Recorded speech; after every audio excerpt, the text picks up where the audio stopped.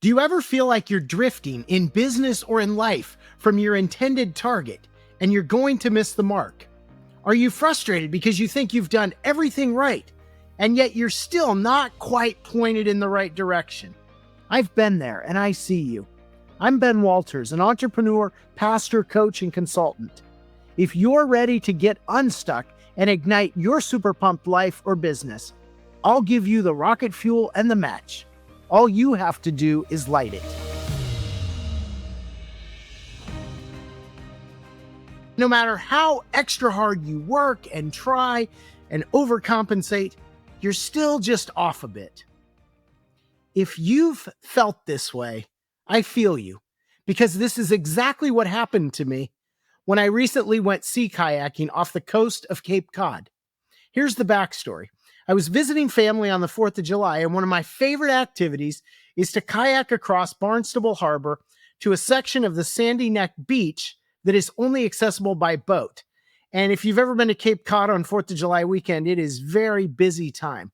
But this particular section of beach, because you can't access it by cars, is still really, really undeveloped, and it is just really back to nature. So vast swaths of just white sand, and birds are still singing and doing their thing. It's a really cool thing. And there's an old lighthouse there, and it's just a fun place to be. The other piece that I like about this is that it's physically demanding. It's a bit of a challenge to get over there. It takes somewhere in the neighborhood of if everything goes perfectly, 2 hours up to 3 or 4 hours if things don't go your way to get over there. And you've got to constantly paddle. This isn't drifting type thing. Anyway, I decided that with all the holiday food and drink I was consuming, which I'm sure a lot of you consumed way too much over the holiday weekend, I needed to burn some calories. And so the first thing I did was begin my pre-trip preparations. And that's important no matter what destination you're setting sail for or trying to get to, is to sort of take stock of where you're at. In flying, they call it a pre-flight checklist. So first thing I did, I checked the weather app, made sure there were no storms imminent. You wouldn't want to get out there in a sea kayak in the middle of the ocean with a storm bearing down on you. So that was important. Then I checked how much daylight was left, and there were about 5 hours of daylight left. So even if I was twice as slow as I needed to be, I thought was good.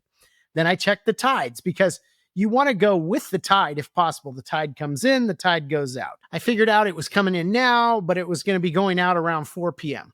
So this was a little bit of a concern, because it meant based on when I was leaving, I was going to be going against the tide, potentially both directions. So that's a lot of extra rowing, a lot of extra work. But I looked at the wind, and the wind wasn't terrible that day. So I figured, well, a little bit of tide I'm fighting, but the wind is pretty calm, so should be okay. Those were kind of the conditions I couldn't control. I can't control the wind or the tide, obviously. And there are a lot of things you need to check in your life that you can't control. But once I got down past that, then I needed to look at what I could control, which was checking the kayak. And right away, I noticed there was a problem. The kayak was significantly filled with water. Whoever had used it before me had, or maybe before them, I'm not sure, had lost the plug that kept the water out of it. And so the first thing I had to do was drain it and make sure there was no water back inside the kayak. But then I had to figure out how to do a makeshift plug, and came up with the idea of an old wine cork. I knew a lot of people had been drinking wine that weekend, and hey, it's perfect. I'll just kind of get one of those, plug it in. Sure enough, plunked right in. Good solve, problem solved. Then got my life vest on. That's an important piece. Don't go out on the ocean or any body of water without a life vest. Too many things can happen. Got my life vest on, made sure it was cinched upright, make sure things are fitting correctly. Important safety tip. Then I let folks know where I was going and when I should be back. So check there. Then even more simple things. Did I have water? Yes, check. Did I wear sunscreen? Yes, check. Did I have a hat? Because I have a bald head. No hair to protect it. Check. So I went through all this. Everything looked good. And I dragged the kayak down to the ocean to begin to cast off. Now, when you launch, right away, you're trying to get a feel for the boat and the oars. And even though I'd been on this boat and done this particular route many times, it's just every time it's a little different. So right off the bat, initially, while I could still jump out and stand up, wanted to get a feel for things. And once I felt like, okay, I'm good, and I'm beginning to move a little bit more toward, deeper water, you at that point need to chart that course. You need to figure out a fixed point that you can aim toward. And this is a mistake a lot of people make. They're looking too immediately, and you have to look immediate, but you also have to have that long-term goal. Where are you headed? And so in this particular case, there's a great old lighthouse on Sandy Neck. It's historic building, and so you can see it for miles. So I made that my target. Now, what I've learned from previous close calls doing this journey is that you can't always go right at your target. And here's why. Because the lighthouse is toward the end of the peninsula, okay? And so if you go right at it and the tide or the wind or the current is pulling out to the open ocean, it's going to start pushing you. You're going to start drifting out toward open ocean. On that particular occasion, I tried to go straight across the harbor right at the end of it toward the peninsula, but all these other forces began to push me out to the open ocean. And it's scary because you don't want to get pushed out to the open ocean, at least not my skill level of kayaking. And so I paddled super hard and really just was all out on that journey, but it still pushed me out a few hundred yards into the open ocean. And then once I get past those currents, even though I was in the open ocean, I kind of got beyond those. I had to paddle the few hundred yards back in. And so it kind of scared me a little bit. Since that time, I have been very cognizant that you want to air toward land more than air toward open ocean. And so I began to kind of chart a course of taking into account that drift from other things. When I think about drift is, for those of you who are golfers, it's like a hook or a slice in golf. For years, my friend Jerry has had a really strong slice, and he's now corrected it, which is awesome. He's got a great golf pro. But when his slice was prominent, he would aim his feet like he was aiming way out into the woods to the left. But then when he stroked the ball would start off heading toward the left because he had a big slice, and would go out over those woods, and you think, oh, that ball's never going to be found. And then all of a sudden it would start bearing back to the right, and boom, middle of the fairway. It was so cool. It was like clockwork. And so he accounted for this slice. And it's the same thing with this kayaking. I had to account for the drift. So aim a little further to the left to let the wind and the tide push me back to the right. That was the first thing. But then beyond that, I also had to account for the waves, because you want to go the bow of the boat as much right into the waves, like headlong, perpendicular into the waves as you can. You never want to be parallel to the waves because they'll wash over the side of their boat and they'll knock you out of the boat. And that is really a bear to get back in a sea kayak in open ocean. It's very difficult. You want to avoid that. So you got to kind of nose into the waves. Put kind of a 30-degree tilt from my target, which was the lighthouse, going into those waves at a pretty good clip. And yet, despite doing this, I continued to drift to the right. And so I thought, well, I guess these forces are stronger than I thought. And so I adjusted to a 45-degree angle. It was almost like the destination was far off to my right, which seemed very counterintuitive. And it was moving me forward, but I still kept listing to the right. And I kept paddling harder and harder, and it just wasn't working. And so I was really struggling. It was constant course corrections through this whole part of the journey. Then there's what they call a deep water channel. This is where cruise ships and commercial fishing boats and the like can go up through Barnstable Harbor. And so that's a really unpredictable part of the journey. You just never know what that deep water is doing, which way it's pulling or not pulling, or is it pulling in or out? It doesn't always mesh with the tides. And so it's really unpredictable. So when you hit this channel, you have to be ready. So I was going a little less hard coming into it, because when you hit it, you've got to be decisive and you've got to paddle hard. You've got to chart that course and bam, you got to hit it. Otherwise, you can begin to just kind of be thrown out of control and bad things can happen. So once I get into the channel, I'm processing information rapidly. I'm course correcting nearly every stroke. Wind, current, channel, waves. Where's my target? Stroke. All of this is coming together. And it's the most difficult part of this journey. It is hard both mentally and physically. But for me, it's also the most fun. It's that intense rush, I guess you would say. And what's cool about it is because you're in that intense moment, It goes by really fast. And before I knew it, I had gone through the deep water channel and I made it to my destination by the lighthouse. And so I pulled my kayak onto the beach and I rested. But like so many of us who are driven to goals, we only let ourselves rest for a minute. And in my case, I knew the sun was going to be going down, not super soon, but soon enough that I didn't want to dawdle on the beach too long. And for many of us, I think when we set a course for a goal, we get there and we enjoy it. But the real fun was in getting through those difficult challenges where we're processing and we're going max exertion and that kind of thing. And so I was excited when I got back into the kayak to head back toward the other side of the harbor because I knew that I had things in my favor. I knew the wind was in my favor at that point. I knew the tide was in my favor and the way the waves were coming was in my favor. So it seemed like it was going to be a really easy paddle back. So I got in the water again, just got a feel for things and hit it hard through the channel. And again, the channel was pulling me, to the right, seemingly every few strokes. And I kept having to course correct, but I worked really hard, got through the channel, and then I'm in the calmer waters. And so I'm thinking at that point, okay, this listing to the right, this gotta end, right? But it still kept happening. And at this point, I was at a complete loss. I could not figure out why in the world was I continuing to go right.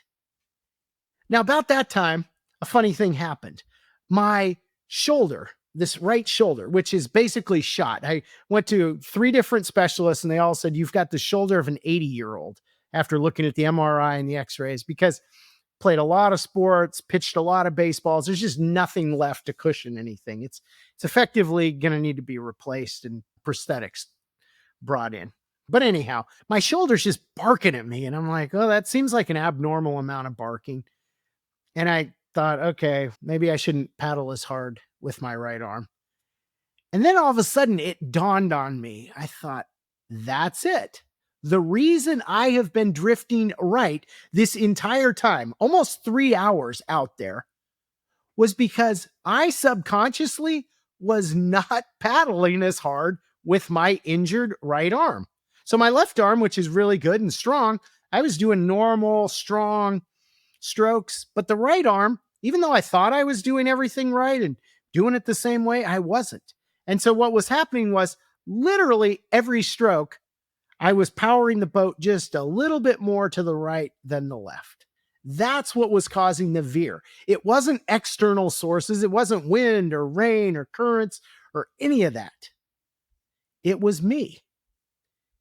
And I was kind of dumbfounded because I like to think of myself as someone who's very self-aware. And yet this limitation of mine had completely escaped me for the entire journey. Here I am, just literally on hyperspeed trying to process stuff. And it was internal all along. And so I took the oars. There's these little stoppers on the oars. And so you can move them up or down. So I changed the fulcrum point on both sides, both the left and the right, to counterbalance my rowing. And do you know what happened? Finally, in the last probably 40 minutes of this 3-hour journey, I actually was able to hit that straight line, to head toward that church steeple on yonder shore in the way I had wanted to. But it took a tremendous amount of struggle. It took a tremendous amount of course correction and falsely giving causation to things that weren't actually the problem. And so it was somewhat comical. So I thought about this in the context of our lives and in our business journeys. And this journey is kind of a microcosm for how we should go about these things. So first thing, if you're setting off toward a goal, you need to gather as much information before you embark as you can. You need to kind of figure out the headwinds and the tailwinds and what are the currents going here and there at different times and begin to account for that. And then you need to take stock of yourself as, am I prepared for this journey? Do I have the things? Am I equipped with the things I need to be able to complete this? And kind of check those off. There's a reason there are prerequisites for 300 and 400 level courses in college. It's because you need to know certain foundational things if you want to have success in those. So you need to do that. But then once you finish the information gathering and you've got everything lined up, you've got to be able to make that leap, to get that boat, throw it in the water, and jump in and start paddling. And I see this step missed for a lot of people. I don't know whether it's because we're risk averse or because we're scared. I've seen so many people with incredible ideas, and they've actually done a great job vetting those ideas, but for whatever reason, they're just too scared to put the boat in the water and to set sail, to head out, to start rowing toward that yonder goal. And so it begins to be problematic, right? The third thing I see is not enough course correction, or sometimes trying to set too straight of a path, not accounting for the currents that are pushing us here and there. And that happened to me when I thought I'm going to go right at the lighthouse. But I realized later, after the bad experience of being pulled out several hundred yards out to open ocean, you can't always go right at your target. Sometimes you have to kind of bank your way around, bank your way in. So you've got to do that. And then constantly evaluate the conditions as they change. I think back to navigating my businesses during COVID and how, what a roller coaster that was. How at first it seemed like the sky was falling and we weren't able to operate and we were just going to be decimated. But then realizing, hey, we own double drive-through and ghost kitchen restaurants, which are tailor-made, teed up for COVID. And so then, oh, maybe we can. Maybe the currents aren't headwinds. Maybe they're tailwinds. Maybe they can push us to record profits and record highs. But then course correcting as we tried to keep people safe and we tried to modify what we were doing with our customers to make sure that everybody was safe going through the drive-through and inside the building, and how we were sanitizing, and all that was coming in as small course corrections along the way while we were dealing with these bigger things of vaccine mandates and 6 feet and all of that that went into it. So you've got to constantly course correct. But then perhaps the most important thing is we've got to know ourselves. Sometimes our biggest blind spot to getting to where we want to go, or our biggest impediment, or the one who throws us off course the most, is ourselves. It is so true. We often look at so many external factors and we fail to realize what's inside. And so all this has to work together. It really does. So as you think about your business and your life, I encourage you to gather as much information before you take something on as you can. I think about in dating, if you're in your personal life space, of how dating is really just information gathering, isn't it? Right? We're trying to figure out, who is this person and what do they bring to the table and how does that jive with me? And then once we've done that, there's a point where you've got to just set sail with that person and decide, okay, we're going to try and make this work. And maybe that's being exclusive, or whether that's getting married or being in a committed relationship. But there's a risk to that. Just because things were fine in your dating time doesn't mean you're golden forever. You're going to sail into, a blissful honeymoon for the rest of your life. It doesn't work like that. You still have to course correct. The emotionally mature people understand, what's my part in maybe some rough patches we're facing. Not, oh, this person is doing the wrong thing. So often I think we blame the external, like, well, this person's doing that, or there's not enough this or that or the other. When the reality is we need to look inside and see, what am I doing? Am I not addressing conflict, or am I not supporting my partner? Or am I not a good communicator? Whatever that is. So kind of looking at that. Same thing happens in our careers. I think about college for a lot of people is a time of exploration and information gathering. And maybe you pick a major and you take a lot of courses in that, and maybe a couple internships in that field of study. But the reality is, until you actually get a job in that field, you don't know whether it's a fit. So you've got to get out there. And then within that, jumping into that field, there's course corrections, like maybe there's a specific aspect of it that you gravitate, or a specialization that you gravitate toward. So you're always trying to course correct, trying to do that. And so there's a point where you've got to just get out there and launch. And then let's face the things, let's process the things, let's work like crazy to try and make this a success. That is really cool. In bigger businesses, I see that they put research and development teams on a project, and often those go for months or years. But at some point, you have to take that product to market. As imperfect as it may be, you have to say, we're going to get out there and see if this dog will hunt, right? I encourage you to try and do that, to try and get as much information as you can, course correct, but always be willing to look within to see what's going on inside, to see if there's something within you that might be throwing you off course. That's what I want you to do.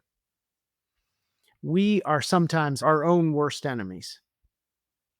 So if you find yourself in a situation where you're struggling to assess the headwinds or the tailwinds of a challenge or a relationship or a business you're considering, or you're scared to launch, you just don't quite have enough push to get the boat in the water. Or if you're out there like me, paddling like crazy, so hard, but just slowly drifting off course out toward the scary open oceans. If any of that is happening to you, I would love to help you. I would love to be a part of your journey.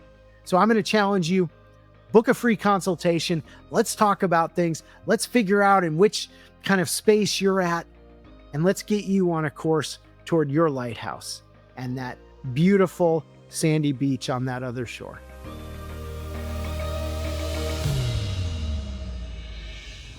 Thanks for joining me today on the Super Pumped podcast. If you enjoyed today's show as much as I did, I have 3 quick next steps for you.